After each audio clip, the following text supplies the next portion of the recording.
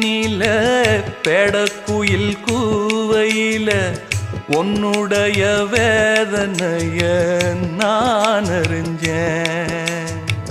பொங்கலத்தில் மாலையிட ஒன்னிரண்டு தோளத்தோட என்ன தவம் செஞ்சேனோ என் மாமா.